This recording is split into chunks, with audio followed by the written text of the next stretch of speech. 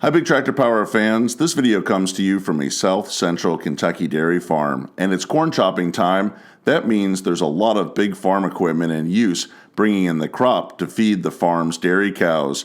During this video, I'll head out to the field so that you can see this farm's 626 horsepower Claas Jaguar 960 self-propelled forage harvester in action. I will climb up in the cab of the Jaguar so that you can see the operator's perspective of chopping the corn crop and filling a Penta DB40 silage trailer. This big silage trailer is being pulled by a 271 engine horsepower McCormick X8.760 tractor. I'll follow the tractor to and from the field so you can see it at work with the forage harvester as well as unloading at the bunk at the farm.